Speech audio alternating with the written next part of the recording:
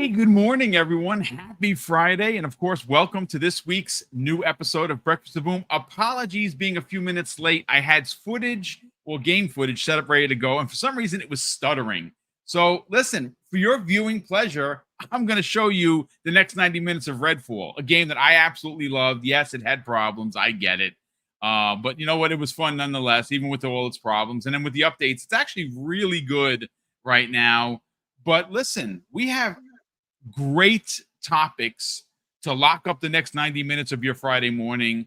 We're going to be talking about the PlayStation 5 Pro. It leaked. When it's supposed to be announced, leaked. The price leaked. There's two versions, one with a disc, one without. One 600, one 700. At this point, folks, just buy a PC. Don't waste your money on a PS5 Pro, at least in my opinion. I don't think that it's worth it based on the specs that have leaked.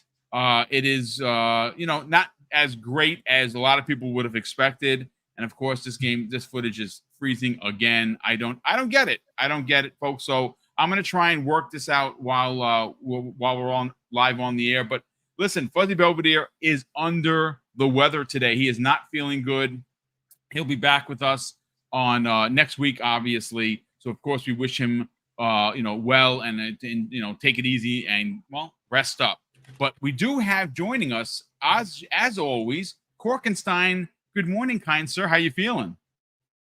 Yeah, I'm good. I'm doing good, man. Just got off work, like I said. Like I said, it was almost late because I was playing Outlaws. It's so good. But yeah, just other than that, just got off work. I'll be ending night shift. I'll be on full time thing. Next week when you need me, but glad to be here.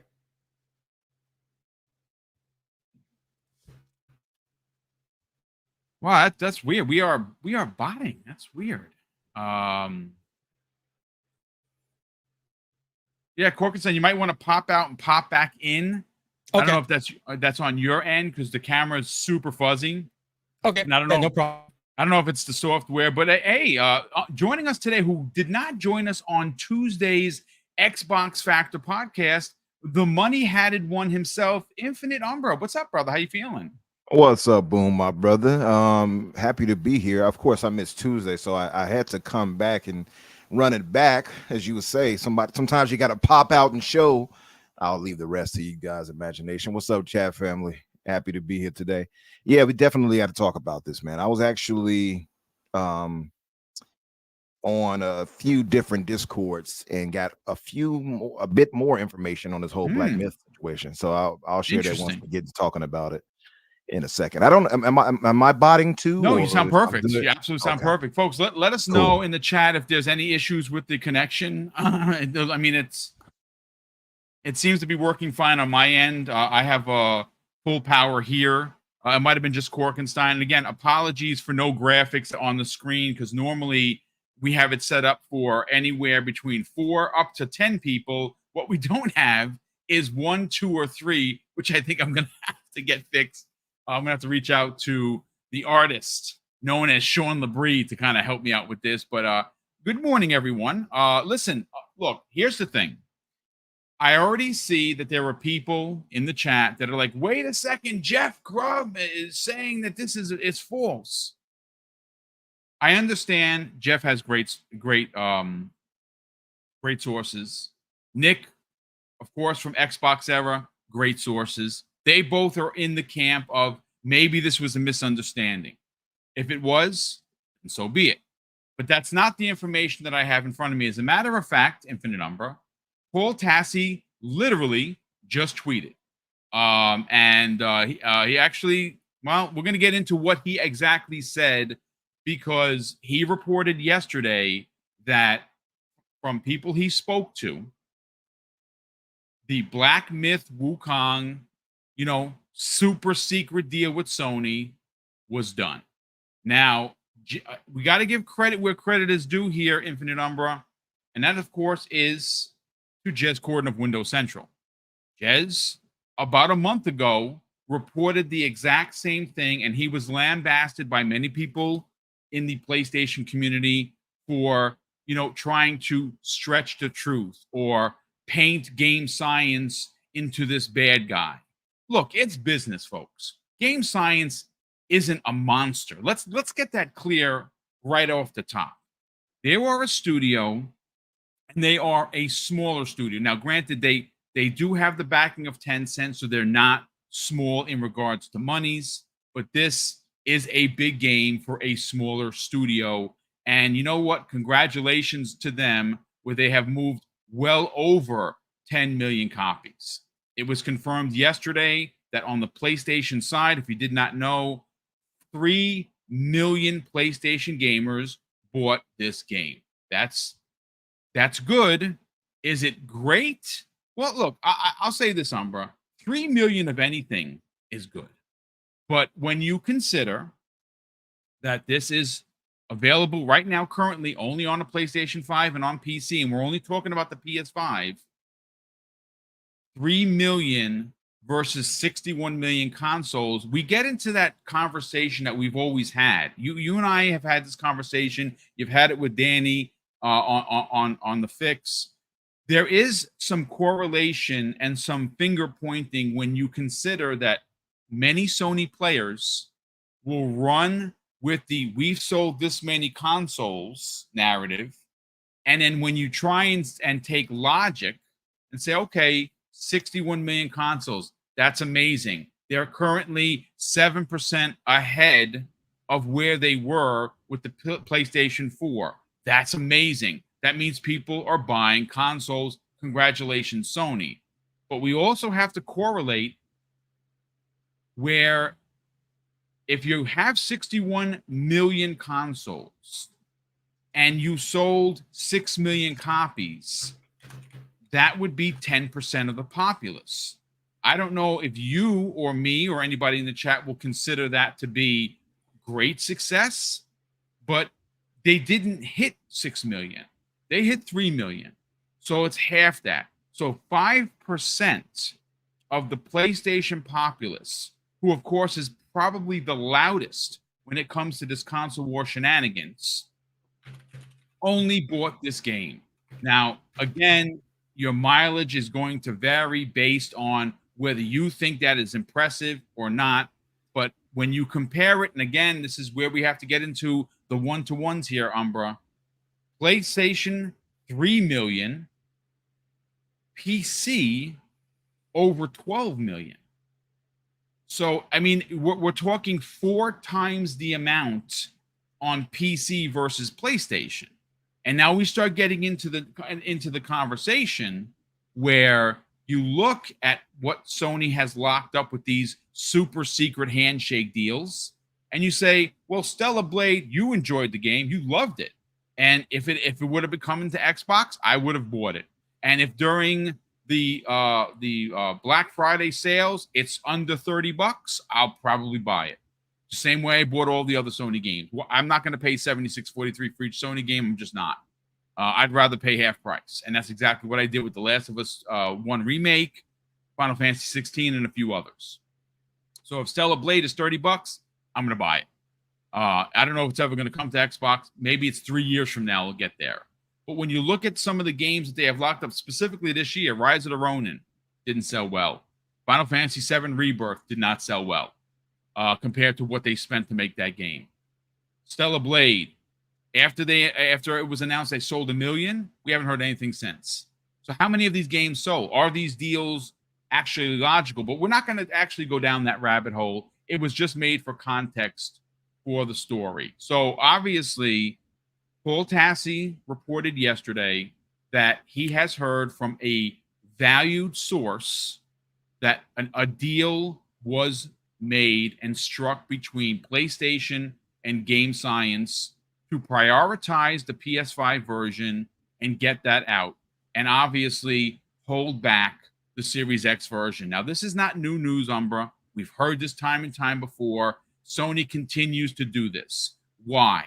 Well, it's very simple. They don't have any first-party games of their own. The one that they just released, did you see the numbers this morning? Concord had 67 people playing that game. Sheesh. 67 humans. Last time I saw it was 69. I'm like, people made jokes about it, but yeah. Yeah, yeah, of course. But I'm just saying that's not good. So that's what Sony has to hang their hat on for right now. So of course they're going to make third-party deals. They have no choice. It makes perfect business sense to why are you going to buy a PS5? Well, you have all these other games that people are enjoying. Even if they're in small amounts, there's still games that are not on an Xbox. And there you go. But it helps create also, Boom, before you call on me. It also helps create first off, Sony has been pretty cutthroat for a long time when it comes to that type of thing. Yeah, and credit to them, right? I wish Xbox would kind of be like that and be like, no, we're gonna take that. And it's not to say that Xbox doesn't have marketing deals or whatever that they do, essentially money hat games into Game Pass or whatever, right? It's not to say that they don't. So when I say what I'm saying here, it's not to trash Sony for doing it, because they have to do what they have to do for business. No, their business. Yes, absolutely. Right. Yeah. But what it comes off looking bad at is that there is not transparency, and it's like, no, it's a technical issue. So essentially, you're throwing the Series S under the bus. And so that's why, yes, that's why people are, from what I'm reading, are having such an issue. And I'll get into that when you get to me. But it wouldn't surprise me if Sony did it. We talked about this on the Xbox Factor 2 weeks ago. A week ago, and we spoke on this, saying, it's probably the way Microsoft worded that tweet. Why would they just randomly say that out of nowhere, saying we don't speak on our business partners' platforms and what, in deals? To me, that signifies if they don't know that it happened, that they believe that it happened. You see what I mean? So, but I'll let you finish setting things up, brother. Sorry. Well, you know what? I'm going to bring you in, but let me read the original post from Paul Tassi. He says, a source with knowledge of the situation has told me that Black Myth Wukong is not currently on Xbox because of an exclusivity deal and not delayed because of any sort of technical issues. That's what he said. Now, I have his rebuttal to, of course, what Jeff Grubb and Nick from Xbox Era had to say regarding the potential of a misunderstanding. There's no misunderstanding in business. But this is what Paul had to say. He says, I have a lot of respect for Jeff and Nick.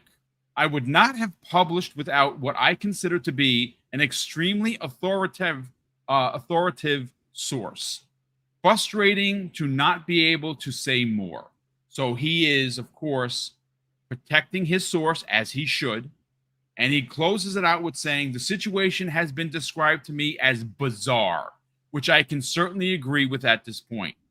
And he goes on to say, follow-up tweet, Umbra, based on what they're saying, it seems possible a temporary exclusivity deal was done for paying to get a port done on the PlayStation side without paying for a traditional marketing deal. Clearly, marketing is not involved. Specifically told, it is not a tech issue for Xbox causing the delay. So I want to hand the mic over to you. And you said you spoke to some folks in some private conversations. One that you feel comfortable talking about here. So I don't think they would mind. Let's get into it, man. So both Jez and Special Nick talked with Jez directly. So I talked with Jez directly. And so I talked to him, on their Discord, for instance, right? And I said, hey, well, and there was another brother actually commenting, shout out to my brother, the Scarecrow, who was communicating with me. And so Jez jumps in. I made a comment and I said, well, I gave both sides of it, because you got a lot of people who are, for whatever reason, up in arms that this is even in a discussion. I think it's a lot of our Hoove brothers, to be honest. Yeah, I don't know why they're so up in arms, but they're like, oh, just trust me, bro. It's like, yeah, these guys have been right a lot. I'm going to give them a little bit of benefit of the doubt. Yeah. And where's your source? Do you honestly, in your brain, think that these guys are going to reveal their sources and get rid of their sources because some nobody on Twitter? It is such a stupid thing to say. Indeed. If you don't believe them, just say you don't believe them. But to ask for a source, who's your source? Who are you, random username? I like Lolies 24. Get out of here. It's such a stupid thing when I see that. I hate when I see people say that. Whoever's doing it, please stop doing it. Please stop it, because you're embarrassing yourself. Indeed, 100%. They're Yeah. never going to give you that answer. You know, it's a non. I don't want to say First of non-starter. all, It's they're a trusting you. non-starter. You know, to add some context, you got to understand people that are releasing this information may be super close. I mean, I'm talking like on boots on the ground close. Are they gonna? Is someone like a Paul Tassi who listen? I don't always agree with Paul. He knows that, but he doesn't always agree with me as well. And I do consider him to be part of the tips of spear, if you will, of journalists that I trust. We don't agree all the time, but I do trust him. What is he supposed to do, Umbra? Throw his freaking source under the bus so they get fired? Exactly. So it's so stupid. I'll say this. Even if, and a lot of people think, well, they've been wrong before. Sure, things change. We've all been I'm not wrong. saying they're infallible. That's all of them. That goes to my brother Nick. That goes to Jez. That goes to anybody who is offering sources that we've come to hear from over these years. But they have been right a lot. Why do people just suddenly turn their brains off and ignore that? I do not know. So that aside, I talked with him and I said, well, and I gave a even keeled response because that's just the kind of guy I am. I said, well, I believe Jez and such on this situation. He's saying that this is a thing and that it's kind of bizarre on how it's happening because it threw Microsoft off and as it happened, seemed sudden. Also, so I said, well, to be fair, our brother Nick doesn't seem to believe it was a deal in place. And you know that there was no special deal made with Sony. Well, Jazz came right back and said, well, Nick is wrong on this one. Like confidently, he said this. He said, Nick is wrong on this one. I believe their sources don't know is all. So he was flat out. He didn't mince words. And so he goes on to elaborate it. He says he thinks it might be a technical issue. Possibly that might be a truthful thing that they shared, that it could be a technical issue. But also that they could have also made a deal with Sony as far as getting the game out to the PlayStation on time as well as a PC release. So he says the communications he says there's some kind of miscommunication. But the reason this is coming out to press in multiple ways is because it's an open talking point within Xbox right now. So people in Redmond are like, yo, what's going on here? Mm-hmm. They're actively confused to the situation as well. He says Xbox definitely believes there was a deal in play. And as I mentioned a while ago, they wouldn't say what they have said in that tweet otherwise. It's very obvious. That doesn't take much leap of logic and to understand that they believe that there was a deal. They could be wrong. I'm not saying this is a certainty, but they believe it. It's very clear how they worded that tweet. Indeed. And he says, I imagine that they resent the implication that Xbox is somehow to blame. He said, I think Game Science is unaware of the discourse in the West revolving around Xbox Series S. And he says, why would they know and care? And he's correct. Why would they? Right?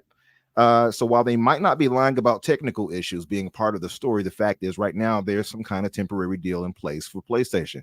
He's not saying that there might be. He's saying there is a deal in place. There you go. Just to be clear, he said it's not necessarily nefarious, but fanboys will play it up on both sides. And he's correct about that as well. Now, Nick jumps in a while later. Let me go to his. And Nick doubts it. And I'm saying both sides of this to be fair, because I had a brother who was like, well, you're going to jump on Boom's podcast and say that Sony did this. I said, well, I'm going to give an even-keeled, respectful answer on both ways. I love how know. I'm a demon and that I don't talk about Sony in a positive way. That's the thing. Whenever I play one of their games, like how many Xbox players does anyone know that it ran out to buy Astrobot and the matching controller? Yeah, they want to demonize Xbox. I don't know why they go out of their way to try to demonize Xbox guys like that. It's so stupid. Ridiculous. And you've been clear in that you have love for whatever certain PlayStation titles. Same as myself. I'm sure Korkenstein, you have as well. A lot of Xbox guys have PlayStations, in fact. Right? Or we'll play their games on PC. But still, it's just like it's so unnecessary for all this vitriol all the time.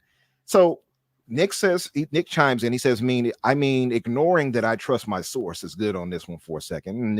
He does have good sources. So to be fair, hey, Jazz is confident. Nick is confident. So he says devs said that they had optimization issues, which they are Why are we not giving a new dev the benefit of the doubt that they're telling the truth? Even the PS5 port isn't in great shape. True. He says when Sony money hats, they make the most of it, which is also true. They market the game. Why not market this one? He says, please correct me if I'm wrong, but post the FTC case, wasn't Sony supposed to start disclosing this stuff? Money did change hands. It just wasn't to keep the game off Xbox. Now, that was his opinion. That wasn't certain. See, that was an opinion part, that part. Right. The other parts are logical. The FTC thing, I've heard that before as well, that they have to disclose if they had a deal. And maybe they did. Maybe that's why Microsoft said what they said, to be fair. Just throwing it out there. Maybe they did disclose that to Microsoft, right? Or maybe it has to be that they disclose it openly. I do not know. Now, so he co-signs pretty much what Jazz said on the optimization. Jazz didn't say that it might not be that. To be fair, he's saying it could also be the technical issues, but he's saying that, yes, there was a deal in place. So Jazz chimes in again and he says, I think this happened last minute and probably result of a tech issue, but there's a deal in place right now for XYZ months. At least that's what Xbox all believes right now, from what I can tell, which is why Tassie and Kat heard the same. He said, ask a direct Xbox source to tell you otherwise if you have them. I'd be interested to hear if you could find one, right? For real.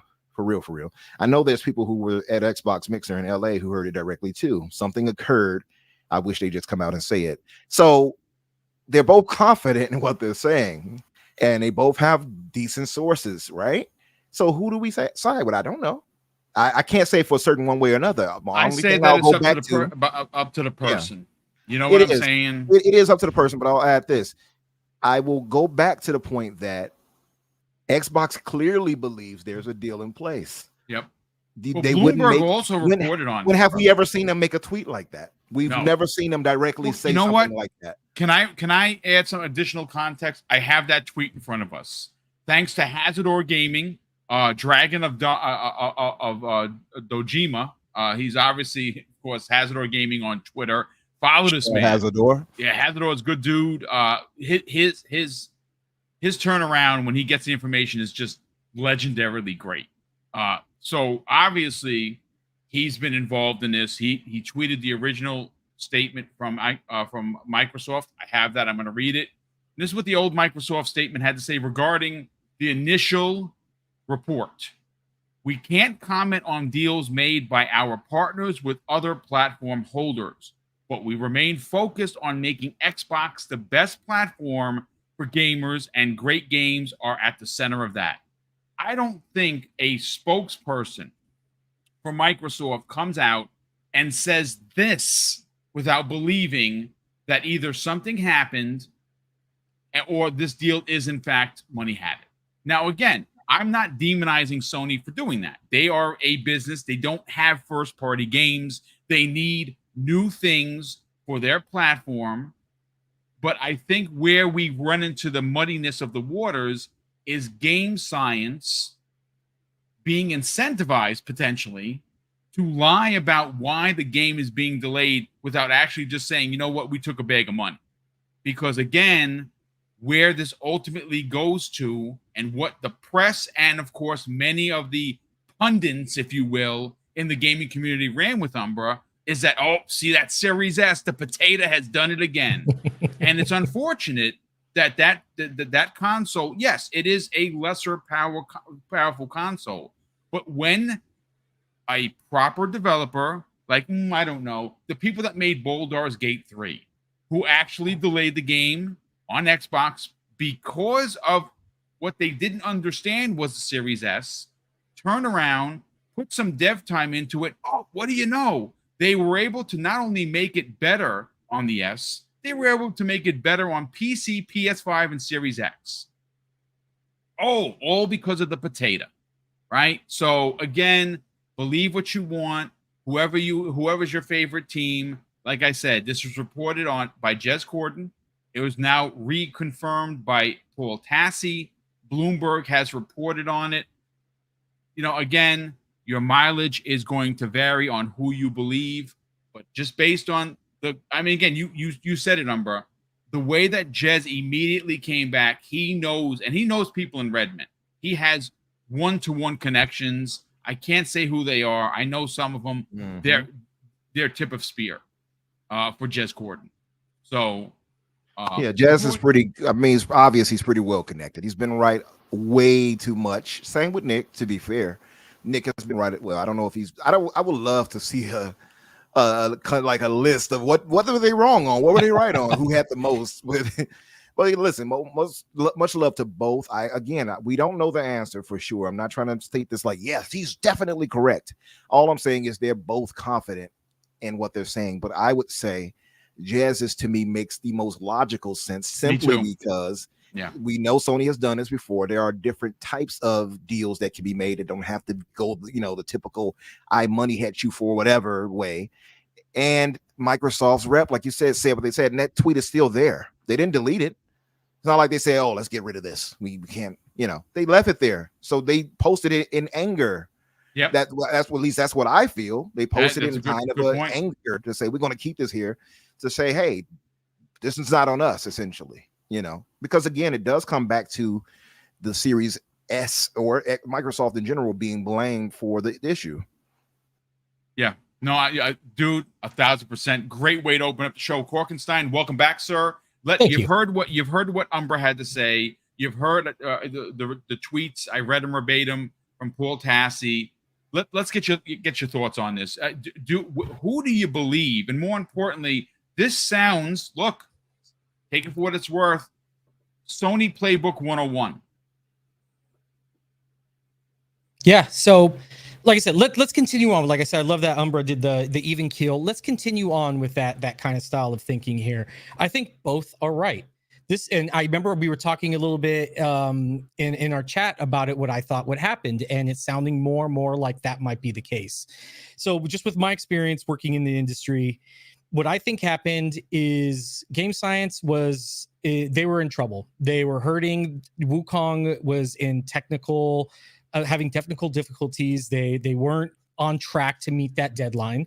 They probably either reached out to Sony or maybe Sony reached out to them, whatever. Maybe they were going to do some kind of special promotion, whatever for it. And they dropped the news to Sony, hey, guess what? We're going to have to delay this game. Now, let's just use common sense here. Sony's having a rather dry year. They really don't have a lot coming out other than Concord, that kind of stuff, but they don't have a lot coming out. So if you were PlayStation and you were hearing that a very highly anticipated title is now going to have to take a delay in one of your drier years, what are you going to do? You're going to say, hey, how about we give you some funding, you prioritize the PlayStation, and you release on us, first, so we can get this out. Xbox has no shortage of games right now. They got Game Pass. They're hitting every single high note right now. So it's not like Xbox is going to be like, no, we need this game. You need to pay, here's money. So in that sense, I think that's what happened is Black Myth Wukong was in a very bad state. It wasn't going to meet its deadline. It still is kind of in a bad state. It's just PlayStation was like, how about we give you some money, you prioritize the PlayStation, and you release for us first while you work on the Xbox version. Great point.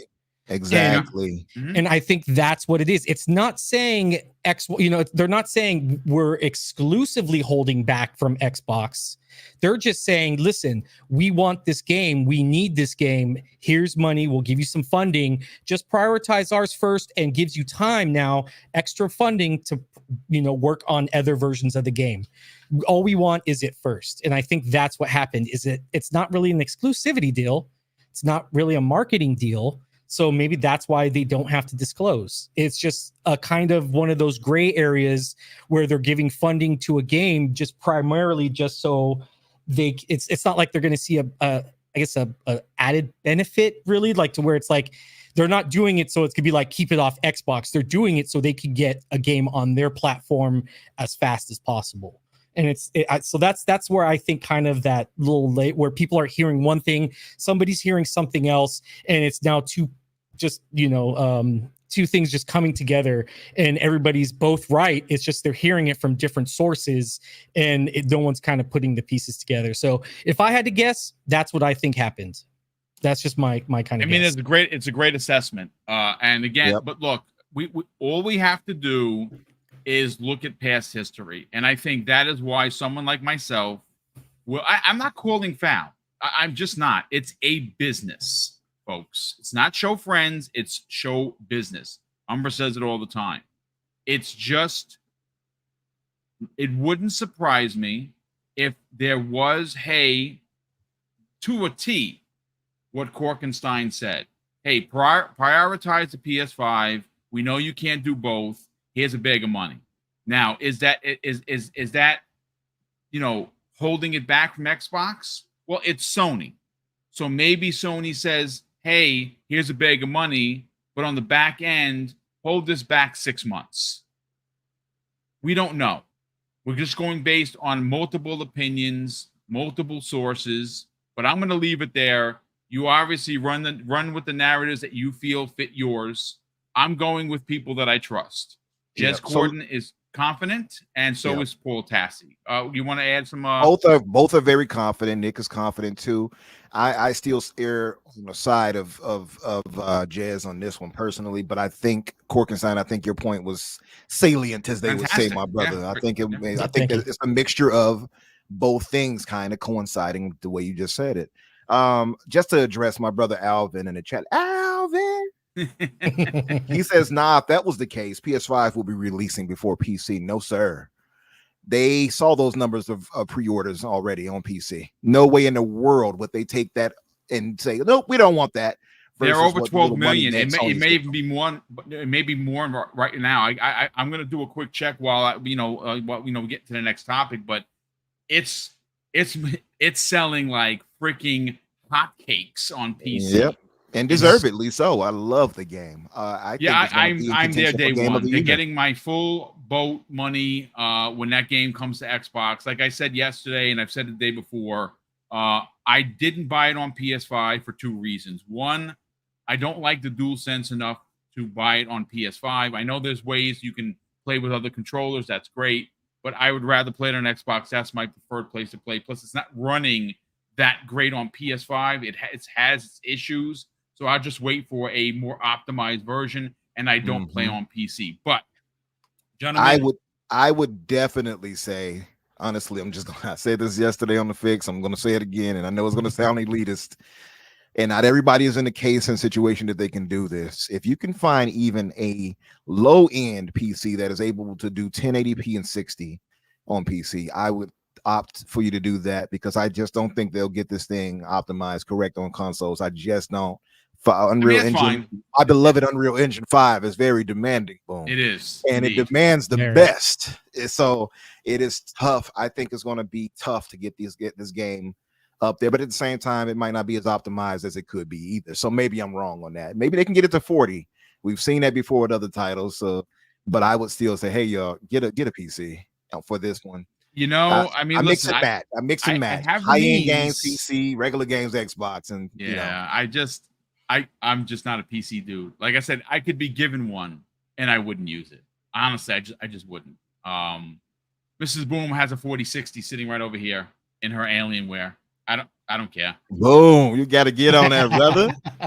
Yeah, that's her. I bought it for her for Christmas. It's super nice. She What's all these tomatoes in the chat for? Listen, what's all the tomatoes for? What's happening there? What's happening? What's going down? Listen, before we get into the next topic, gentlemen, I got to catch up on super chats. It has been fast and furious, and there's a lot of them. So let me catch up with those. We have Quan the Terrible, who's become a new channel member. Quan, welcome, brother. Thank you so much for the crazy support. We appreciate it very much. We have Yuzu Ichikawa drops not one but two $5 super chats, and of course, Yuzu, welcome back and thank you so much for the generosity. He goes on to say, you might want to change your breaking news title. Of course, it's breaking. Black Myth Wukong may, which is why it's still up there, have a secret exclusivity deal with PlayStation preventing an Xbox release. That is the title, not only here but of course on YouTube. And I say to you, Yuzu, that is why the word may is still in the title. He goes on to say in his second very generous $5 super chat, Boom, you can't do with the number of consoles because no one sells exactly the number of games matching the consoles. I'm not suggesting that at all. Here's the thing. If you go based on console war narratives, which is not how I operate on this channel, when you say you have 61 million consoles that are out in the wild, that have shipped or sold, however you want to paint that picture, and you have a game like Final Fantasy 16 that's exclusive to the box, or Final Fantasy 7 Rebirth that is exclusive, not even on PC, but simply on a PS5, and you sell 3 million copies of said game, that is not a good ratio. That is less than 5% of the populace for a console exclusive. It's just not good. And you know how I know it's not good?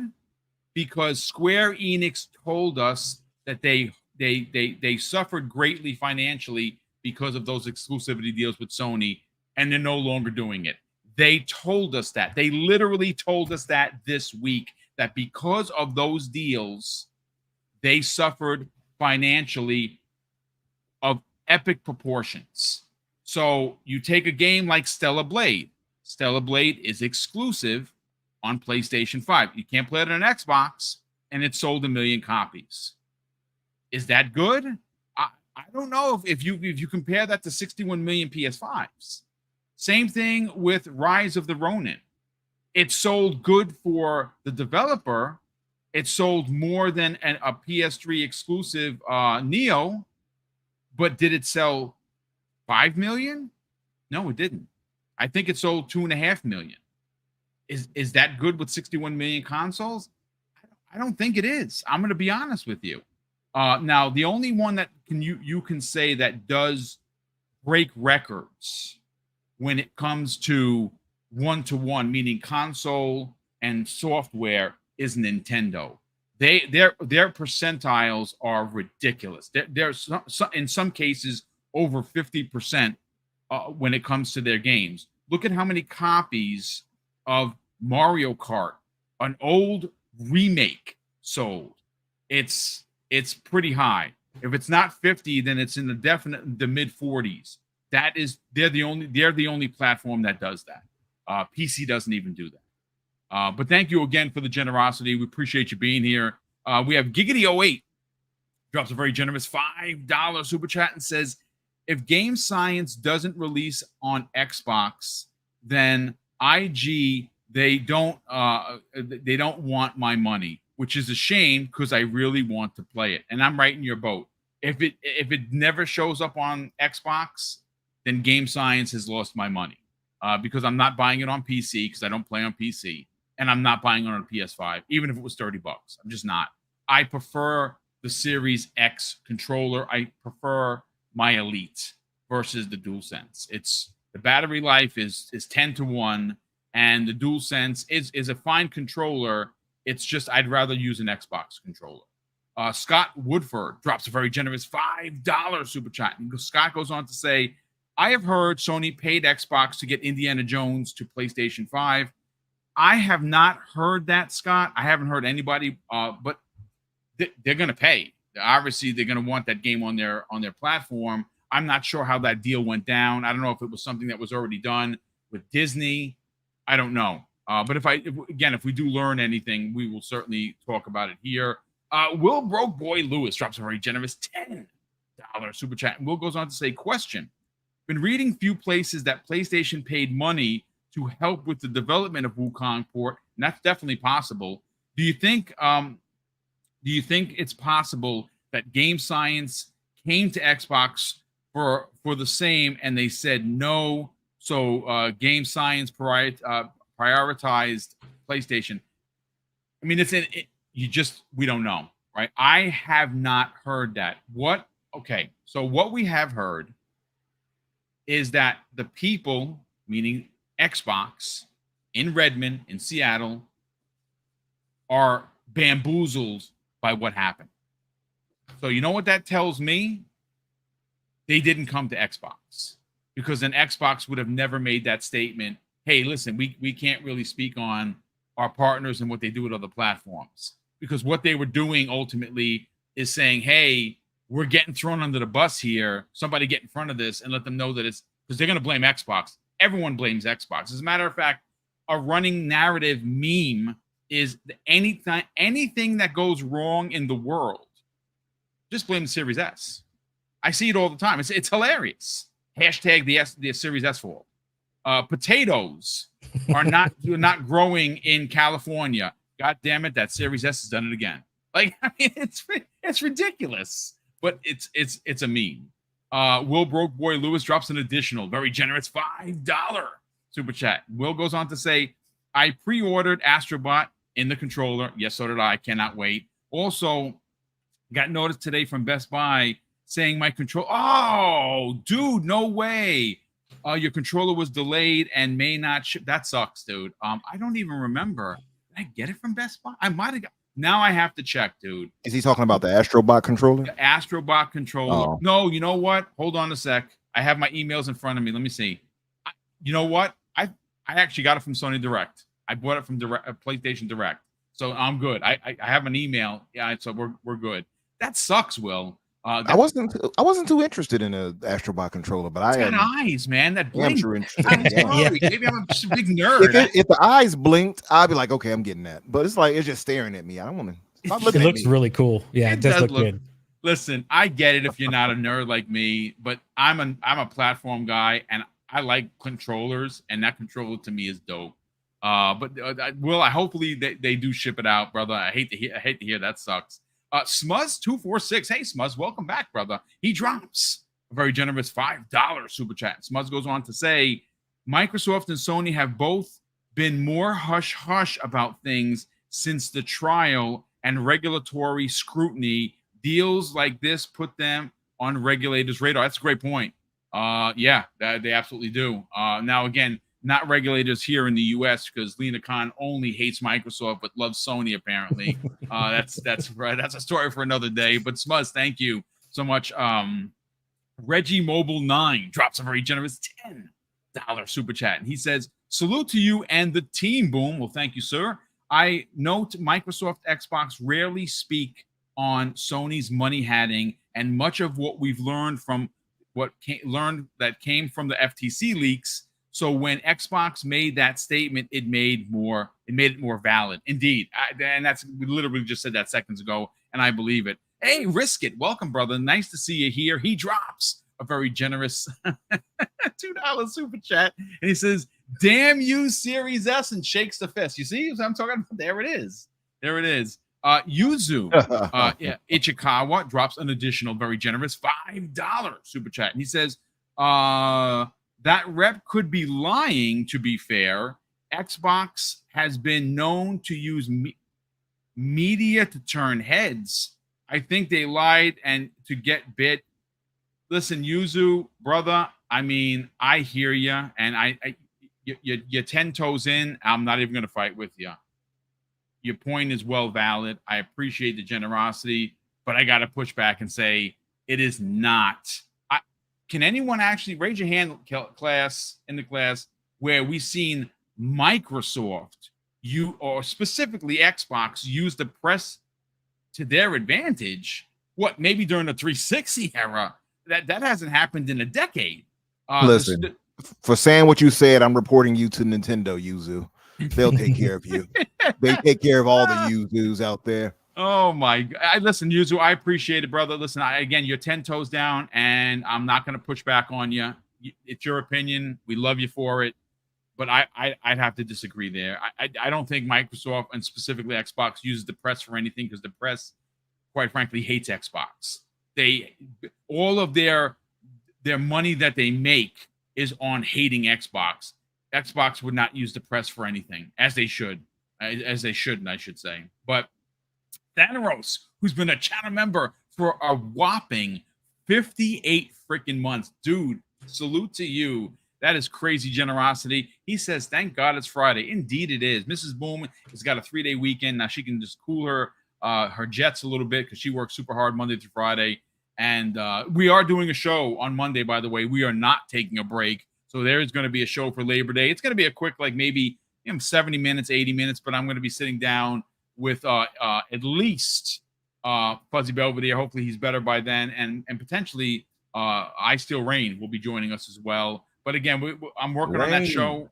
What's that? I can't stand the rain. Indeed. It's my window.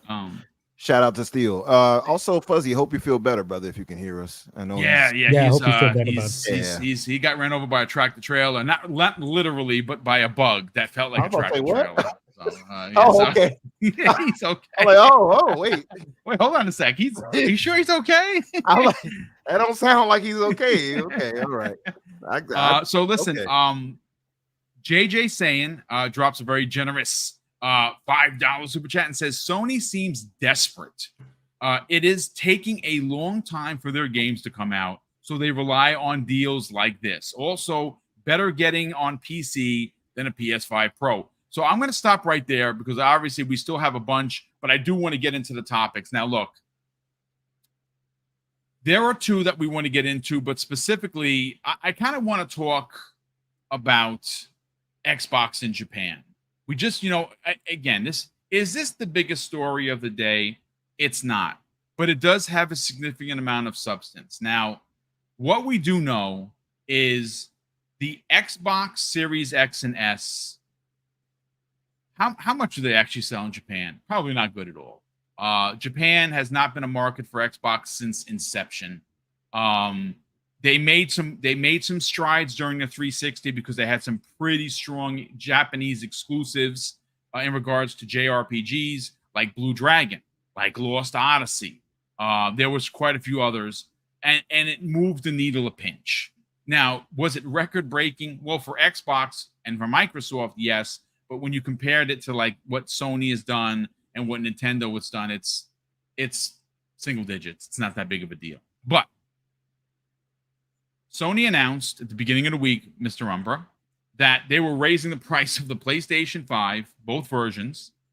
They were also raising the price of the Portal and PlayStation VR 2.0, which that to me is a head scratcher because, damn, that thing is not selling.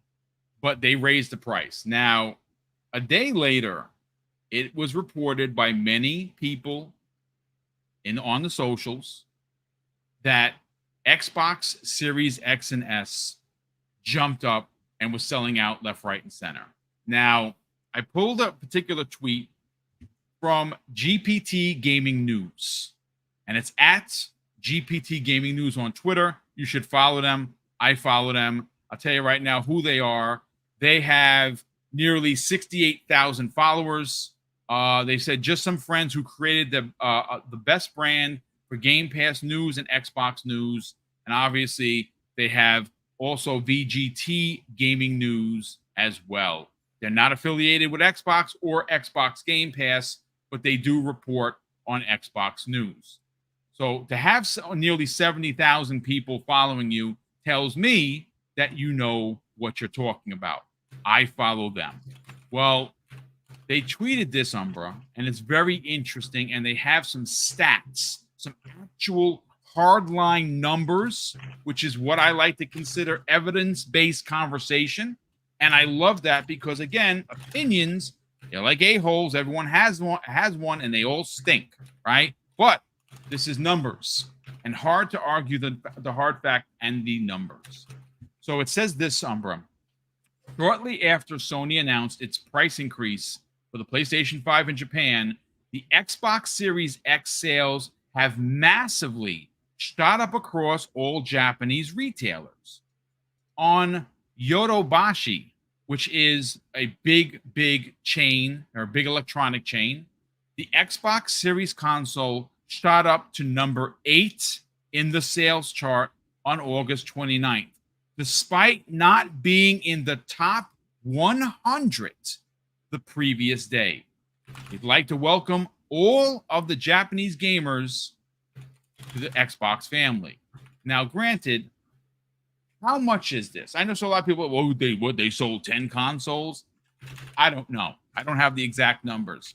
But I say this to say that goes to show you that people still watch the market.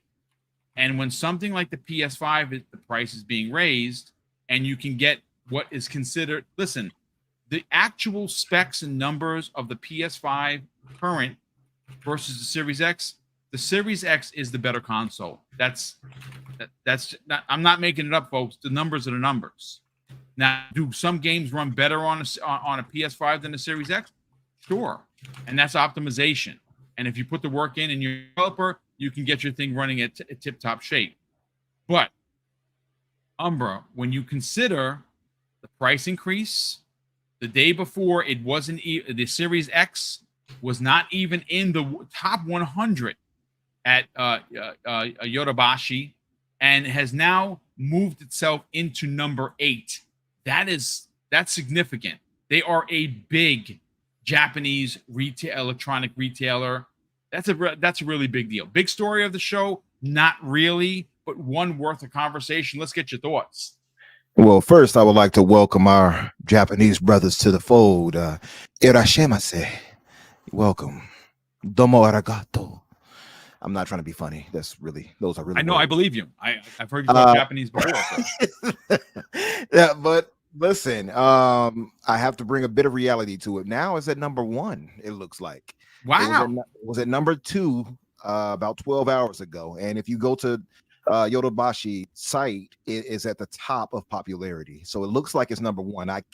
I'm believing it's number 1. That's what it looks like. The Black John Nani.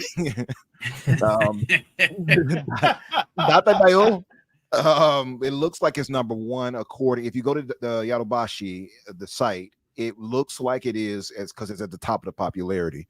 So I'm going to guess it's number 1. And That's somebody a pretty big deal. That's a really big deal. Thank you so much for the update. I appreciate that. Indeed. And according to a user on Twitter here, his name was Kirisu. He put it was 13 hours ago that he put that, and that was it was at number 2 then. So when he posted that, or she posted that, so it looks like it's number 1 now, but there is a bit of I guess it's a few things to this that kind of set this up that kind of make it look much more dramatic than what it is, right? So what it is obviously the price increase from Sony is pretty dramatic, because it's not a small little increase. It's not like oh, just $5 more or something. It's not that, right? And the yen has dropped too, unfortunately. So it's much more harder, not harder, but it's economically it's tougher for them to justify paying for that, right? And you know, that's what that comes down to. Also, apparently the PlayStation had sold out, so it was a mixture of that plus people saying, okay, well, we're not paying more to get a PlayStation.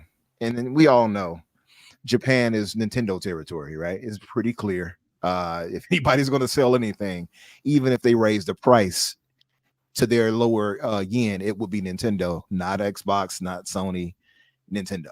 But I think that a lot of our Japanese brothers and sisters are seeing this and saying, hey, well, the Xbox is still cheaper and I can get a lot of the games I would play anyway. So I'm going to get that.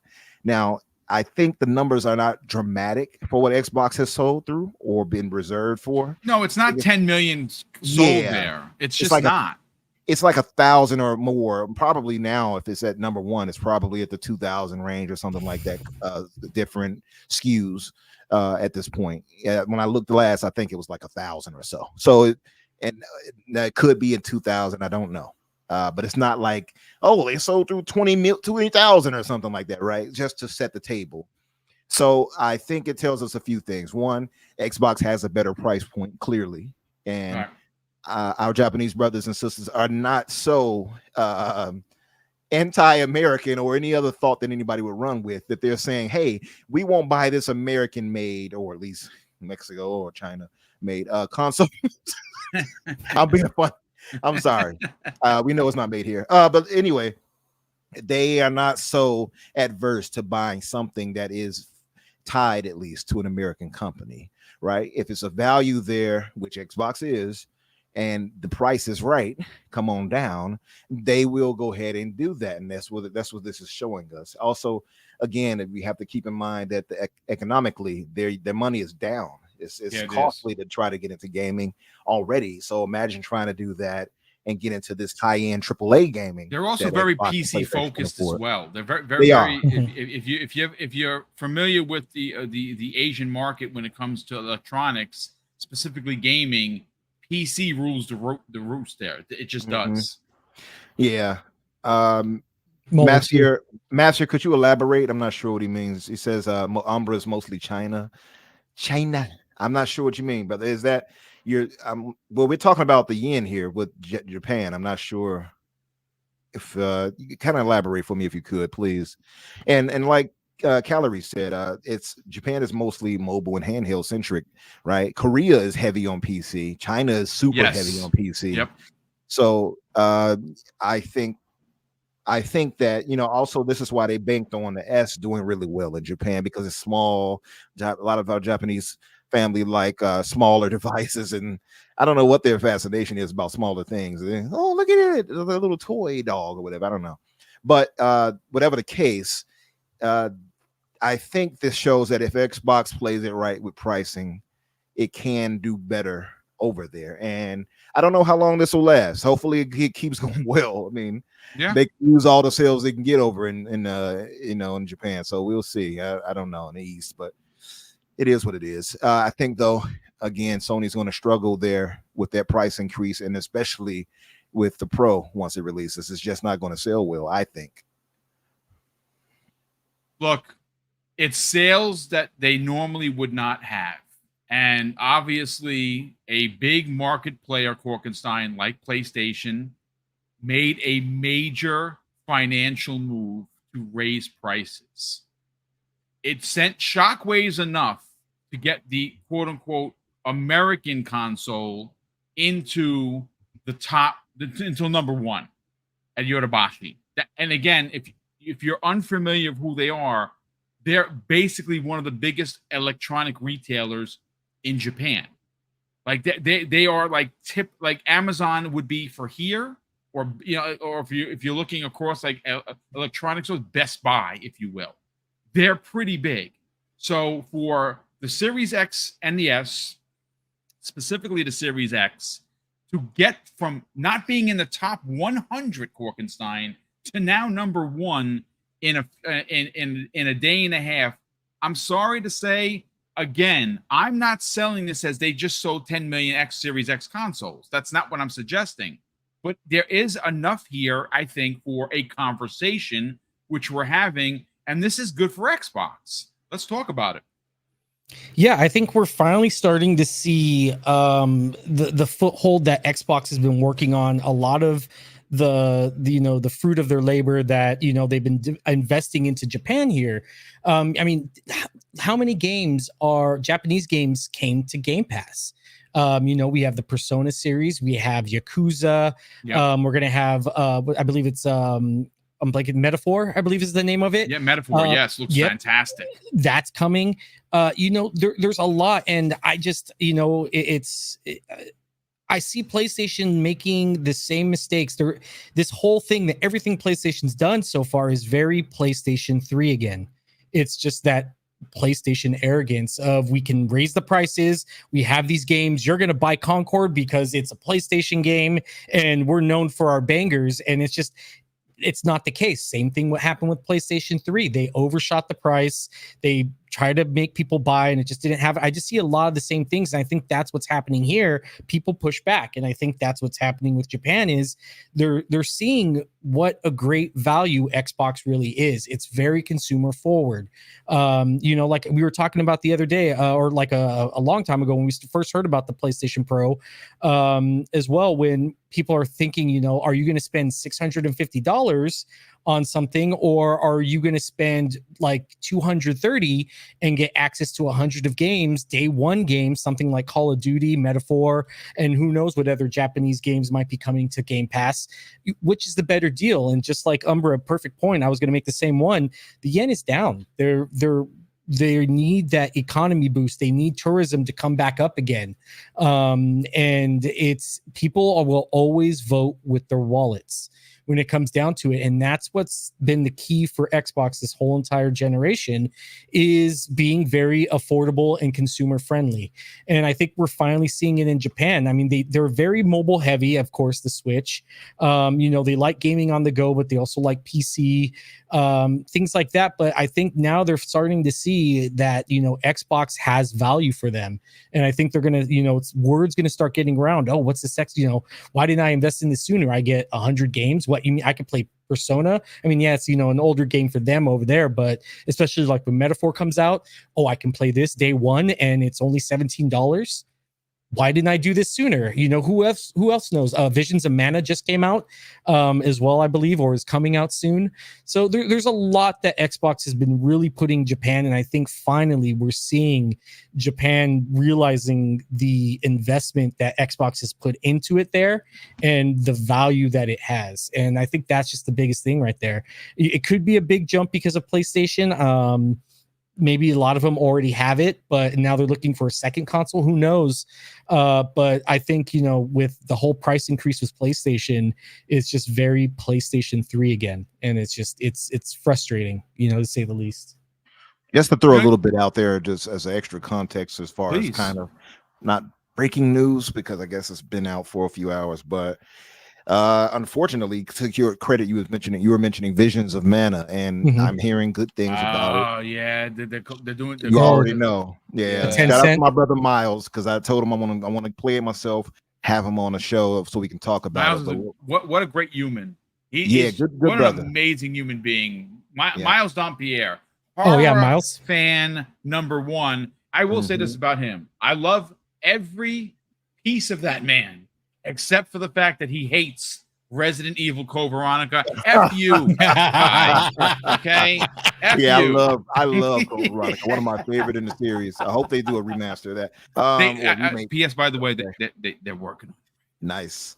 But Miles, I told him I want him to come through, and then we saw the news today, or I guess hours ago, which was the unfortunate news with NetEase and Tencent. They actually closed the studio that made Visions of Mana. They're closing it and letting most of the people go. Oka is a Ouka, Oka Studios. Unfortunately, I hate to see that, and we've seen way too much of it this year. It's, you know what? I say this all the time, and we're going to get into the rest of the super chats and, of course, the PlayStation 5 news, folks. This year has been great for gamers, terrible for developers, and I really do not want us to forget that fact. You have to understand something. Actual human beings make these games. And what we have seen is in the first 6 months of 2024, more people without jobs and have become jobless in the gaming industry than all of 2023. And I want that to kind of sink in. So again, I know there's been a lot of talk about Concord and its failings, and that game is it's just not doing good. Nobody is dancing on anyone's graves. You shouldn't point the finger and make fun of anybody. But I want that to be as great as we as gamers are being fed. We have so many games, not enough hours in the day to play them all. Don't want us to forget the fact that there are people by the hundreds, even by the thousands, that are now out of work. And this is just another studio that is unfortunately gone. And that sucks. That just sucks. Absolutely. But, gentlemen, I want to catch up on super chats. I mean, there are a ridiculous amount. And of course, let me catch up with those. And we're going to get into the PlayStation 5 Pro. I don't know. I don't know about this. I'm going to give you my opinion. I'm probably going to get virtual tomatoes thrown at me because of it. But I just think it's a waste of money, personally, based on what you're getting. And I have another thought and theory that I'll give to you in a second. But Nash, who is a generous friend of the program, has been a channel member himself for 5 long months. So Nash, thank you. And of course, welcome as always. He says, I think you read too much into the rep statement. Was asked about rival strategy, said we don't comment on rival strategy. Read it in context. I mean, again, they don't comment on specifically what their partners do with other platforms. The statement, normally Microsoft doesn't even make those statements. I think this was a statement that when it was announced that Wukong was skipping Xbox, the immediate go-to was, "Oh, that Series S has done it again." It's because it's Xbox's fault. And I, you know what? I applaud Xbox or or Microsoft more specifically to getting out in front of it with a, "Hey, listen, it sounded like it's not us." That I mean, again, if we're gonna just be baseline reading between the lines, that's what it sounded like to me. But again, Mash, thank you so much for the generosity as always, and thank you for being here. Simon Brandy drops a very generous £5 super chat. Simon says, "Wukong was definitely money had it. Meanwhile, Xbox ships games to PlayStation, shaking my head. This should be a wake-up call, but it won't be. Xbox are so pathetic."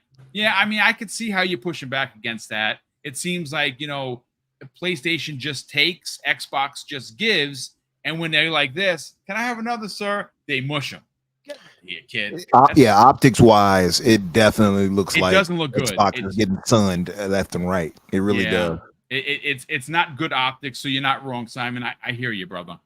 Will Broke Boy Lewis drops an additional very generous $5 super chat and says, "Cork stole my SC point possibility. Nice to see someone thinking like me." Of course, thank you so much for the thought and theory, Cork and Sign, as always. We have a good friend here all the way from, well, let me just put that. Why can't I see it now? There it is. Okay.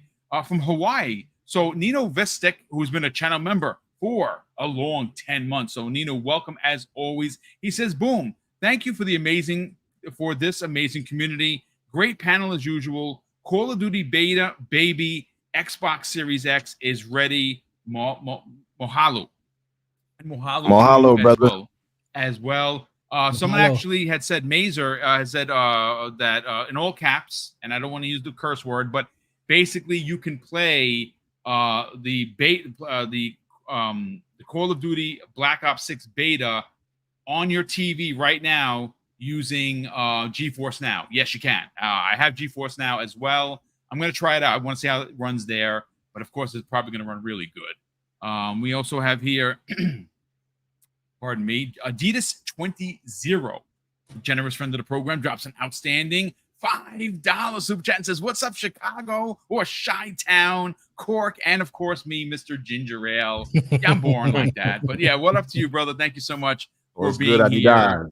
Okay, so Yuzu actually clarifies. So Yuzu, again, thank you for being a channel member. We super appreciate the generosity. He says, "I meant Twitter, not the actual media. That's my bad." No, it's not your bad, brother. Listen, you have great points. We appreciate you being here, and I don't mind the pushback. I'm happy to have the conversation live on the air. So Yuzu, thank you so much. I'm still telling Nintendo on you. Yeah. You don't want those Nintendo snipers at you, brother. They don't miss. They're 100 out of 100. Smokey drops a very generous $5 super chat. And Smokey says, "I think 3 million in sales accurately represents the hardcore fan base, that's strong, of Sony's 60 million. Sony's problem is they keep thinking casuals will buy $70 games." I mean, they buy the console. I mean, the PlayStation 5 console is the quote-unquote cool console, right? Their number, at least the last time I checked, I think Sony is number 7. PlayStation, world recognized brand. They're in the top 10 in the world. That's a freaking big deal. So it's the cool box, and people are buying it. And obviously, a lot of people that are buying the cool box had a PS4 and upgraded. The casuals play black hole games, folks. They play those games like Fortnite, like Apex, like Warzone. They buy 1 or 2 games a year. Maybe it's a Spider-Man. Maybe it's a FIFA or Madden or WWE 2K or 2K basketball. But that's 85% of the PlayStation populace is the casual. And that's the same thing for Xbox. Casuals rule the roost. They just do. We have, let's see. I'm sorry. Okay, we have a couple more, and then we'll get into the last topic of the show. JJ Sayin, 117, drops a very generous $2 super chat. And JJ says, "Genki admits Switch 2 will shake up Sony in Japan. It is going to be big." So, look, I can't tell you exactly what's coming out, because I don't have that powerful sources in for Nintendo. I have a few, and I can tell you that their launch lineup, from what I have heard, again, rumor, take with a grain of salt, is going to be pretty damn crazy. Like, it's going to be like, are you serious? I got to get every game. That's why it was delayed. And I'm telling you right now, they're going to have at least 3. I've heard 4. The ones I've heard, obviously, it's a new Mario for sure. I don't know if it's going to be another Zelda. I've heard F-Zero. Please, for the love of Joe, bring back a 4K 60 F-Zero. Yes, I'll take it. We'll see. It's gonna be a big deal, and they're getting 3 from me.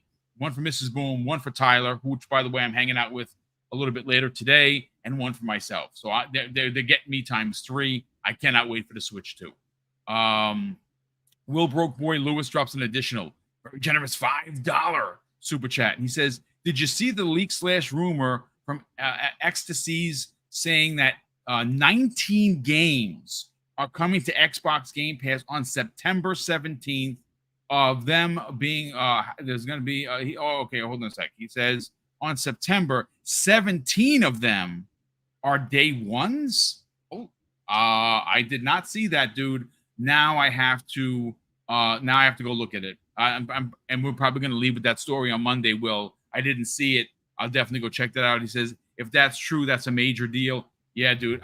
It could be a lot of Activision stuff, and it could be a lot of stuff that's enhanced. I'd love an enhanced prototype. I'd play through prototype again, right now. Like what Solid game.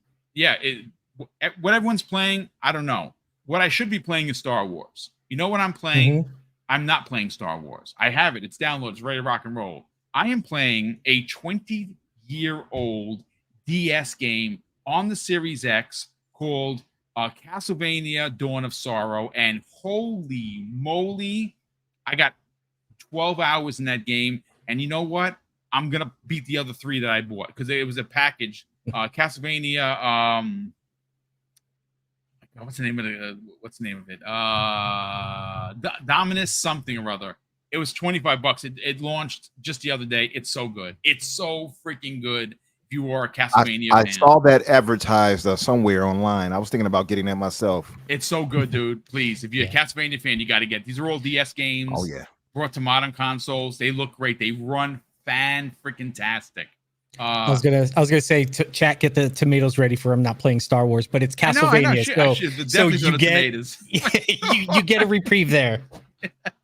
Night Wolf 3186 drops a very generous $5 super chat and says, "Happy Friday, fellas! Happy Friday to you as well. Hope you all have a great gaming weekend. Enjoy the show as always, or enjoying the show as always. Boom! I hope you had better luck finding Outlaws." Yeah, I did. I finally figured out what the problem was. I followed I went into the actual Ubisoft Plus app to get it. Usually I just go to the store and it says installable. For some reason it just didn't. And for days it was happening. I finally got it. So thanks so much for that. Lastly, BT Maverick 707. Welcome to the program, Maverick. Super appreciate the generosity. He drops a very generous $5 super chat and says, "Have a cup of coffee / Dr. Pepper on me. Thank you, kind sir. Super appreciate that. For your service and great entertainment as always. Also, the Ascendant One and Cork, good morning, brothers." Well, good morning to you, brother, and thank you so much for the generosity, the kind words. So let's get right into the PlayStation 5 Pro. This has been leaked. It's here, there, and everywhere. And the pricing, well, look. Now, the original tweet came the way of, it's Pirate Nation, but it's without the E, right? So there you go. Work on that. It's a Pirate_Nation, and they leaked basically everything. They have a picture of what the new Pro looks like. I'm not going to lie. It actually looks sharp. It has like these 3 black lines that go across the middle of it to differentiate it from the obviously other PlayStation 5s. Okay, so the disc edition Umbra is $700. That is almost $800 after tax. And not 800, almost, after tax. You put like 75 bucks, so it's going to be like $775, give or take, depending on what state you're in or what country you're in. Yeah, no. And the digital edition is $600. Now it says it's releasing December 6th, 2024. Its announcement is supposed to come and has been leaked via a blog post. They're not doing a whole big production. It's simply going to be a blog post, according to Pratt Nation, on September 9th. There was some talk there was rumors about a 2 terabyte storage option. There is not. It is 1 terabyte for both the digital and, of course, the disc version. You can buy like for instance, if you buy the digital edition and you wanted to buy the disc part, you can attach that, and obviously that would cost you more money. But these are the prices: $700 for the disc version, $600 for the digital version, and that is for here. That is not for outside of the Americas, from the way it's described. I don't know so much about this. What's interesting is all these years later, Sony pulls an Xbox. Remember when the Xbox One X released with no games, and the media eviscerated Xbox for that? Like, they were like, how dare you, Microsoft? No games for a new console? This is absurd. Well, that's what it appears is going to happen here. They don't have first party outside of Astrobot, which of course is releasing afterwards. And that's going to be the only game to take a potential advantage of the Pro. Now, there's also rumors that the Spider-Man 2 DLC with Pro enhancement could be released alongside of it. It's not technically a game; it's DLC for an existing game. But let's talk pricing. I don't know where anyone sees this and looks at, because the specs are out there. Everyone has reported on the specs. It's going to be potentially the 10% better, 10% better than the Xbox Series X. I don't know if 10% better is worth $700 or even $600 at the digital. What are your thoughts, man?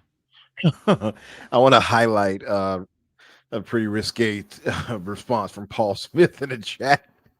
He says, "Ooh, for that price, it should be called a high-end escort instead of Pro. Either way, you're screwed." Oh, that was funny. Listen, that pricing is crazy, especially when you add the extra context that you did, where you say if you add 75 more or whatever to it, then it's roughly $800, $900 or whatever, right? Depending on where you're at, and probably more. Obviously, in Japan, it'll probably be crazy. I'm not sure what it would be converted versus ours, but yeah, it's largely a small update that I don't know if it will amount to much to get for that pricing. Right now, I'll say $600 to be the next standard. That's fine. I think that's not too dramatic, right? $700, however, for the disc, I don't even know. I'm so past physical discs and such like that now that it's like I wouldn't even touch that one anyway. But I think 600 will do decently. I think both will eventually sell out, because I've said this before, a lot of our Hoove brothers are very, very uniquely, how do I put this, fealty prone to Sony. I know a brother right now who has 5 different PlayStation 5s, and I said, what are you going to do with all that? He jokes with me and says, I got to pay for Jim Ryan's yacht. I'm like, okay. Oh, wow. Now, he's clearly facetious, but of course he is. Yeah. But it's just, to me, it's crazy. And I don't want to insult him when I say that. It's crazy that you would have that many and you wouldn't really. I can see buying a new one and trading in the old one. I can see that. I can't see having 5 on deck just sitting in the corner. That makes sense to me. Like for instance, I have a Series X console. I'm trading into the GameStop, and I'm getting $385 for it. Like, I'm sorry. Yeah, I'll take your money, and I'm going to hold on to that, and I'm going to buy the 2 terabyte Series X. Yeah, and so these are the typical specs. I guess you can always expect on a mid-gen refresh will be more powerful. Powerful CPU, a more powerful GPU, right? Advancements in ray tracing, all those things is promising to have. However, the CPU was what 10%, an extra 10%, and I think the GPU. I think it's the I'm not same. I think it's largely the same for the Yeah. GPU, right? So it's kind of like okay, and so it's going to have better ray tracing capabilities, which to me at times I think is overblown versus me getting better performance. I want to get better performance. I couldn't care less about getting ray tracing necessarily. It does make the game look better in certain ways with the lighting and etc. Sure, but if I'm weighing that versus performance, I'm at performance now. And also too, I'm sure it'll have better storage and things like that, right? So it'll have those things, but I just don't know personally. Well, I do know for me personally, it would be a paperweight, just like the current PS5 is. Like, and I'm not saying that to shade it. I don't use this thing. I had my brother Dante who asked me. He said, "When was the last time you touched the Xbox?" And I was like, "Ooh." And he's like, "Oh, it's been that long now." It had been a while because I jumped to trying more games out, more performative, heavy games out on my PC, right? So the last one I was playing, you heard me gushing about, was Octopath Traveler 2. Yeah. So, which I loved. I loved the first one too. Beat them both, et cetera, et cetera. Game Pass, shout out to Microsoft for those. But now, so it had been a while even for Xbox. I haven't touched this PlayStation since I finished Stellar Blade. And had Stellar Blade not been exclusive, I wouldn't have even touched it then. I would have got it on Xbox or a PC, you see. Shift Up, by the way, I think made a mistake in just keeping it to PlayStation. Same thing with Square. But I think that only for the diehards would they think, okay, I got to get this Pro. The problem is for me, and on top of it, largely going to waste because any performative game I'm looking for, again, I'm going to play on PC. I'm not going to waste time getting it on the Xbox or PlayStation now. That's where I'm at, right? So not everybody is in the same boat as me, but I would wager if you're going to pay 700, upwards of 700 plus tax, which will come out to roughly close to, let's say, 753, 760 something, rather after tax or something, right? Whatever. That you would be better served if you just use that and put it aside and put a little more change on it and got yourself a better and more powerful PC. Now, we have some delusional Who brothers online right now that said that this Pro is akin to a 4090. It is not a 4090, dude. It's not even I don't think it's even in a 30 series. No, I don't think. I know it's not in a 30 series capability, let alone the 40 series. But I think some people are a little delusional when it comes to that. So they're like, "Oh, it's going to be this, going to do." Listen, to each their own. I'm never going to tell anybody and pocket watch anybody and tell them what to do with their money. Spend your money how you want to spend your money. I don't think it's worth it personally. I don't think it is either. And I'll also add to that with the rumors of Xbox starting next year in 2026. Yeah. Is this really worth that? 2 more years of that for whatever? And hopefully Sony gets out games that PlayStation guys actually want to support, because they don't want to support these live service games that they have that they're dredged on them. Clearly, we see that with Concord. Fair Games, I think, is going to suffer the same fate. Yeah. Marathon, as we've already found out, is in development hell. What game is really going to take that PS5 Pro and elevate it to anything that's worthy of that, right? And so I just don't think so. I just don't think it's worthwhile. Shout out to Paris over here. I see you. He says Paris, PS5 welcome, Pro brother. is not close to a 4090. People got to stop that rumor as they're setting up for disappointment. Yeah, it's delusion, Paris. And I heard that you and Black Viking met out there. Was there some furniture moving, brother? Because you all had been threatening each other for a while. I just wanted to know, did you properly suplex him, or But was there a camel clutch involved? Is what I want to know. Yes. Was there a leg drop, perhaps? But yeah. So I just don't see the need for it. If I'm evaluating what matters to me, it's going to be right now. It's got to be performance at this point. So I can use my Xbox or my current PlayStation to play lower, what I would say typical AAA and things like that. But if I want the best of the best, when I wanted to play Hellblade at its best, I'm like, that's what I'm getting this PC for. I looked ahead of this year and said, okay, Hellblade 2, which looks freaking phenomenal on this PC. I'm just being real. People keep saying, oh, Black Myth Wukong's the best looking Unreal Engine. No, it's not. Hellblade 2 still holds their crown. It is still gorgeous. It looks ridiculous. Optimized it in a way I didn't think was possible. Yeah, my eyeballs could not believe what I saw. I'm still in disbelief when I turned that game on and looked at it. Like, this is a game. And Black Myth looks great, mind you, but and environmentally it looks ridiculously good. By the way, Black Myth. But just to say, I wouldn't get those type of capabilities on console anymore. I'm not trying to advocate to push anybody to that, and I hate to sound elitist and PCMR'd up right now, but I'm just saying that for me, if you're looking for performance and such like that, PS5 Pro is not going to get you what you want. Not overall. You'll get certain games that play better. Obviously, they're going to do some games, probably might even hit 60 and stuff that Xbox might not get. I'll say that, right? It's possible. Even some Xbox games might hit 60 on PlayStation that don't hit 60 on Xbox. I'm sorry to say that, but that might happen. But you have to do your own, as they say, do your own Googles, do your own research, and see if this is reasonable for you. To me, it's not. I just wouldn't buy it.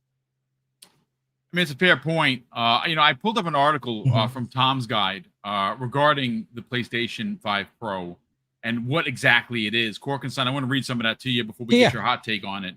It says, we expect the PlayStation 5 Pro to follow the lead of the PS4 Pro. Essentially, this will be a more powerful console of the base PS4 console or the base PS5 console. It's packed, obviously, with will be with of course the same exact DualSense. It's not any better. It's not the advanced DualSense that's like the Elite. And it says here it's going to have boosted performance and targeted 4K resolution on select titles. It was a console designed for gamers who wanted extra power to enjoy PlayStation gaming at its very best. It goes on to say, but remember, it'll be an iteration of the existing PS5 hardware, not a full-fledged successor. This is not the PlayStation 6, so don't expect next-generation upgrades just yet. Now, there's an interesting caveat here. Hargeet has talked about this on Primetime Wednesday evening about, does this PlayStation 5 Pro development push out the PlayStation 6 further than 2026 for Sony? Because Microsoft has confirmed already that they're not doing a mid-gen refresh because, as we know, thanks to Sarah Bond, that they are working on hardware that is expected to be the most powerful console that the Xbox brand has ever seen. Now, the rumor to that is it's going to be a box underneath your TV, and it could very well be the everything box where you do get Steam and the Epic Game Store on there, as well as, playing your Xbox library, new and old. And of course, there is the rumor of a handheld that is going to match it, 2 different SKUs, 2 different audiences. I think Xbox should do exactly that. I know Destin Legary has talked about that, and he again 10 toes down in believing that is what the next Xbox or Xboxes should be. A handheld is going to be huge, as well as an everything box, which I think is going to maybe force Sony to kind of rethink how do they follow the traditional way of making the next PlayStation or PlayStation 6? I don't know, but I think Xbox is going to be ahead of the curve there.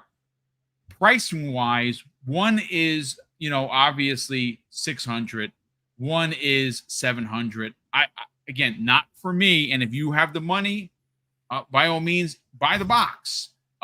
Subsidize your old PlayStation 5, trade that in.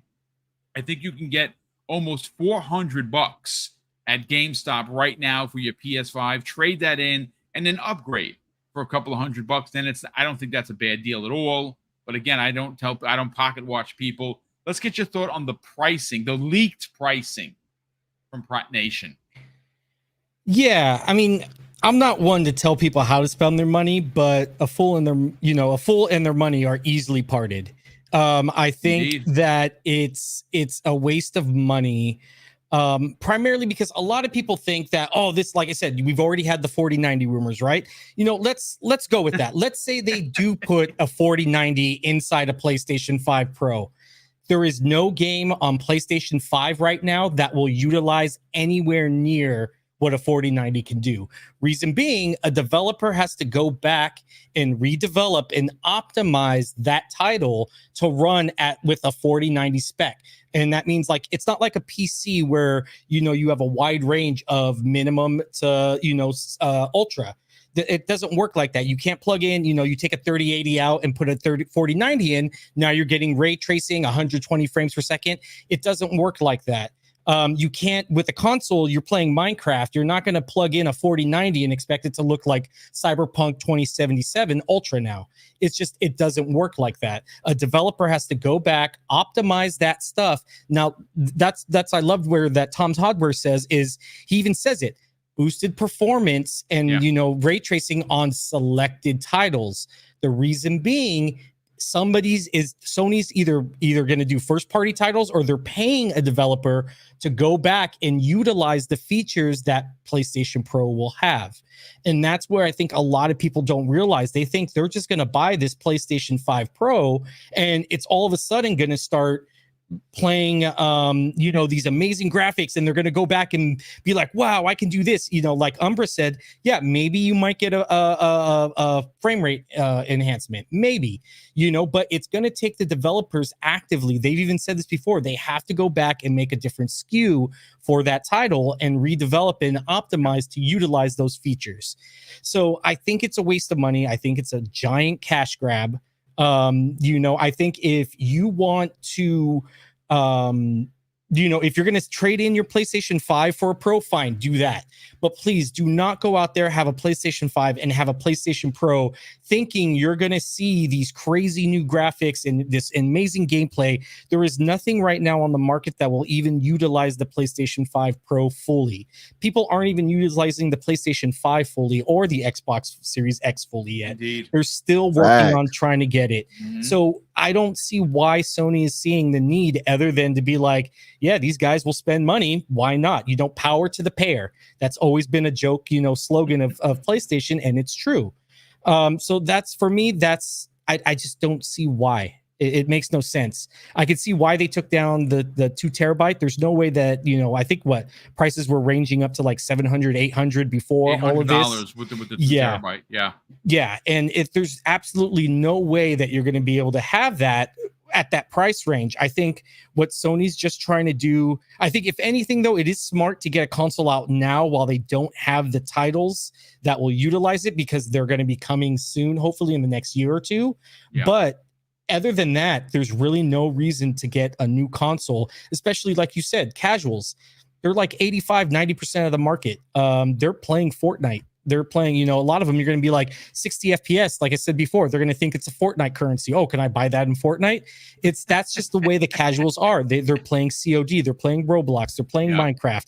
So they don't care about any of that. And that's why a lot aren't upgrading. And I think what Sony's hoping is seeing this new model come out, and they're going to leave the PS4 for PlayStation Pro based off of false promises. And it's just not going to deliver. But it's Sony's money. It's people's money. Spend it how you want. Just with that caveat out there, just know you're not going to be getting a 4090 or anywhere close to that with a PS5 Pro. Not a 30 series either. Get that out of your 30, head. Yeah, no, not a 30 series either. By the way, I want to say 2 things. One, shout out to you for using a quote that my grandmother always used to say, which was, "A fool in their riches are soon departed." She was heavily into the Bible. She was an evangelical and all that. So she used that all the time. And that was one of the words that always stuck with me, one of the quotes rather. And Paris had responded. He said, "Black Viking and I fought last night while having drinks at a Seattle bar." I don't know who won, though. He didn't say who won. He didn't say. Maybe they just shook hands and bought each other a drink. And that's how it should be. No fighting, gentlemen. No fighting. Indeed. So shout out to of course Black Viking. Obviously, the Longhouse podcast is one of my favorite new podcasts of the year. Go check those guys out. They do it live. I believe it's Tuesdays and Thursdays. We have Black Viking on every couple of weeks on primetime on Wednesday. I believe he's scheduled to join us next Wednesday as well. Love that dude and his brothers that are on that show. Great Highly show. intelligent brother too. And all I of them, always appreciate well that. spoken, super pointed. Check it out, the Longhouse podcast. I highly recommend you follow those dudes and you check out the weekly show. Shout out to Paris, of course, always being a great member of the community. We appreciate all of your input, Paris. And again, when you take the time to jump on the show, we definitely appreciate that as well. Look, the one thing that we do know for sure is that the Pro is going to come out. A couple of points of contention here. If you compare the numbers for the PlayStation 4 and PlayStation 4 Pro, well, they had nearly 118 million PS4s as a wide range sell. Well, only, and I say only, 14.3 million PS4 Pros sold. So when you compare it, that's still 103 or 104 million PS4s as opposed to the Pro. I expect that to be very similar. You're going to get about maybe 10%, 10, maybe 8, 10, 12 at the best, people buying the Pro. And again, I like Korkenstein's ideology. Like I said earlier, trade in your PS5 if you're unhappy with it. So at least you can take off at $300 to $400 of that burden and get your new and shiny new console. And then it's really not that bad of an investment, in my opinion. The other thing that we have to wonder, and again, this is just thoughts and theories, what did Sony do to their customers when the games launched on the PS5 that were on the PS4? They charged you $10 for visual upgrades because they nickel and dime the S out of everybody. That's just what they do. What are they going to do for the Pro? Are they going to give you free upgrades like Xbox does? Are you going to get a visual upgrade, or are you going to be charged $10 or even $15 to get that upgrade? Well, that's a question we'll learn once this thing launches. But I have a strong suspicion, Sony being Sony, and they like money, they're going to charge for any visual upgrades. That could be 10, could be 15. I don't know. We'll see. To go back to that too, developers are trying to run down their costs right now. They're not trying to balloon them. So tell me, what developer will actively go out of their way to optimize an older game to a new console that's going to cost them a lot of money to do right now, when they're, we're seeing layoffs, we're seeing developers trying to lower their costs. What developer is going to actively go out and waste money on a new optimization and build a whole new SDK for a new game, for a new console? It just doesn't make sense for an older game. Maybe for a newer one, yeah, but so you're not going to see hardly any. I don't think any third-party dev is really going to take the effort unless Sony money hats them to do the effort. So that's another thing I wanted to point out as well. That's a fair point. Unless the only way I can see that is if it's a really popular, if it was really, really popular before. Yeah. People were like, you know what I mean? So that's the only other way I could see that. But if it's a game that didn't sell extremely well before, I don't know how well that would do. Although there could be the possibility that they bring it out and people who are like feeling like, well, I have to justify having this Pro, so maybe I'll buy this. And, that's possible. But I agree with you overall. I think that'll be the case as well. I can see for like COD or something, like a major game that's going to reap the benefits. But for most games, I can't see a developer wasting the time. Yeah, I mean, we're certainly going to see. And again, obviously, if the leaked document that we have in front of us, or at least I have in front of me, is true, we're going to get an announcement September 9th, which is a couple of weeks, because we're still in August. Obviously, today's we have one more day. Tomorrow will be the 31st. And then obviously, so 10 days to the announcement. And of course, the official release date is rumored to be in December.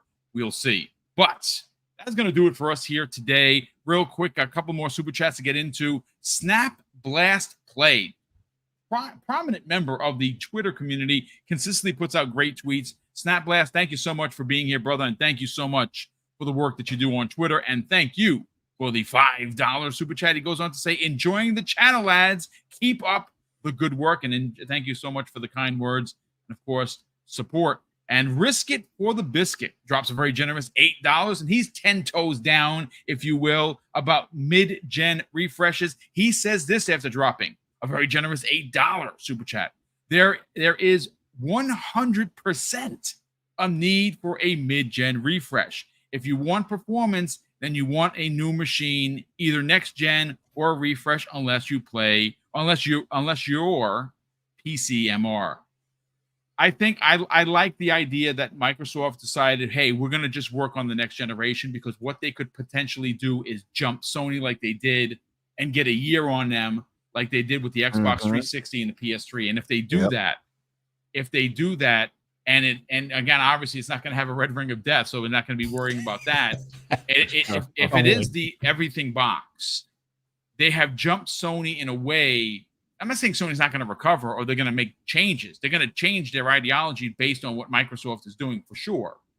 But they're going to get them for potentially, but again, this is just opinions, potentially a year. If they do that, it's a pretty big deal. And if they do that and they release a handheld on top of this groundbreaking, industry-changing box that looks like an Xbox but plays like a PC, that's also going to be a really big deal. But gotta thank, we had folks, I don't know if you saw the numbers. Now, granted, this is both Twitter and YouTube. We had 1,115 live viewers. That's a pretty big deal for a very small channel. Thank you so much for everyone that tuned in. Again, if you're watching for the first time, please consider subscribing. Mrs. Boom and I are on the hunt for 16K. We hit 15K a couple of weeks ago. And of course, you know, we want to continue to grow. We want to be able to get that plaque at 25. Do they even give a plaque at 25? I don't know. But if they do, I'd like to have it on the wall over here, because we do work super hard here to bring you 5 shows a week. That's right, 5 live shows, Monday through Friday, all great panels, all great panel members.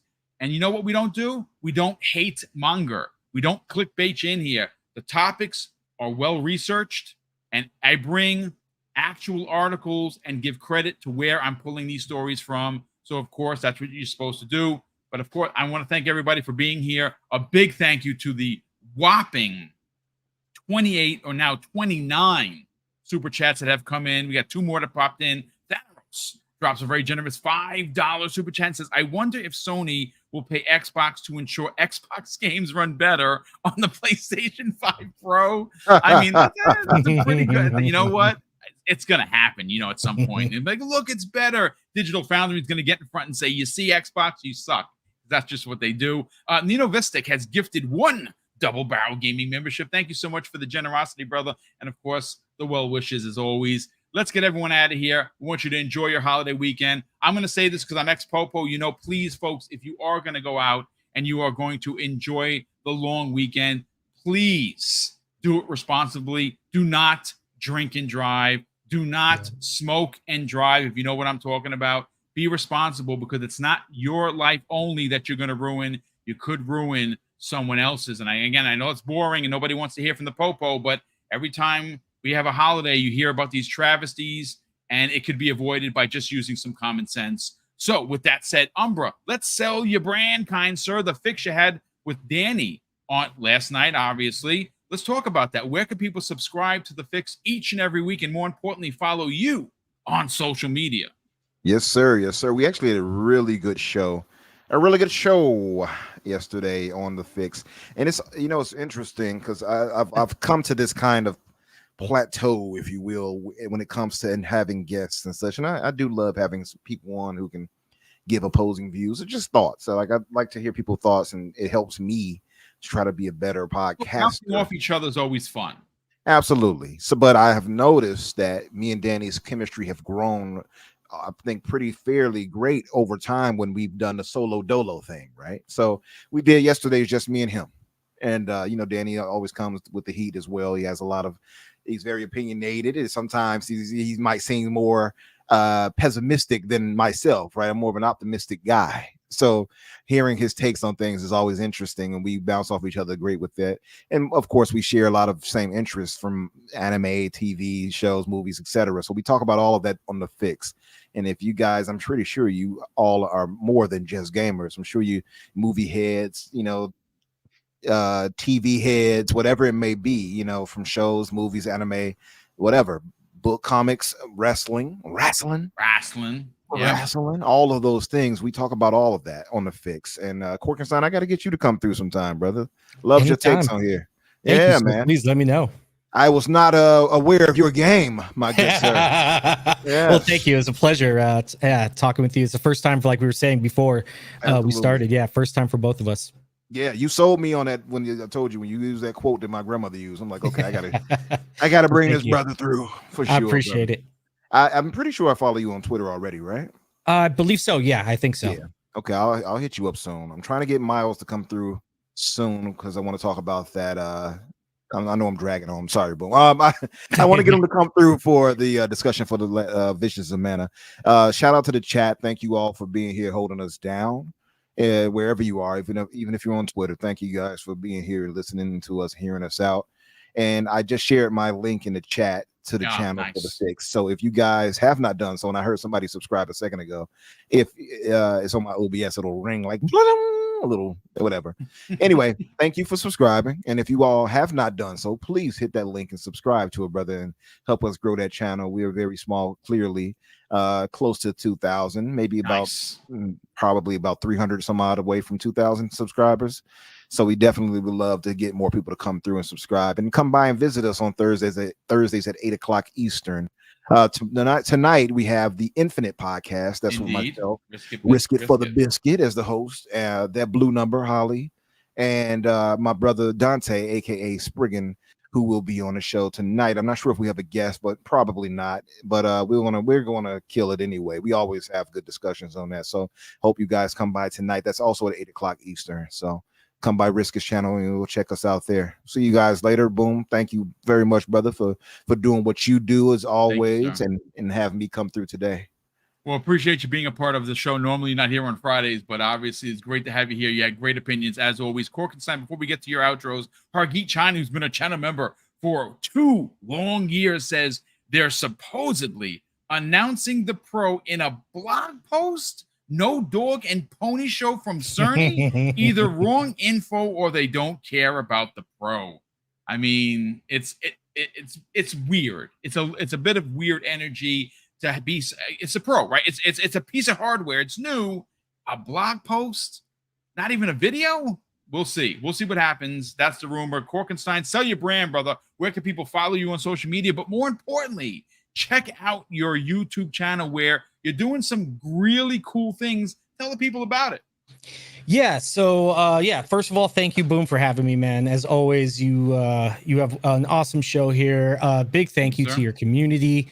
I mean, honestly, one of the best YouTube communities I can ever think of. You guys have always been so lively, so many great chats, so many different respectful views. So thank you, Umbra, as well. Like I said, it was awesome talking with you. Great points and stuff like that. For people that want to follow me, it's the Korkenstein on Twitter or X. Thankfully, you see me rubbing my eyes. I have to go to bed pretty soon. This is my last night on overnights. So I'm going to give myself a round of applause on that. You did it. Yeah, indeed. Last night on overnights, and I go back to days, thankfully, which means I'll be back to full time. I had a whole content suite planned and written out and things I wanted to do. And then overnight hit and at work, and that was it. It just knocked me out for the count. So, but we will be getting Game Pass Gumbo back going. I've been talking with those guys. I got to pull Gold Shell away from the new WoW expansion.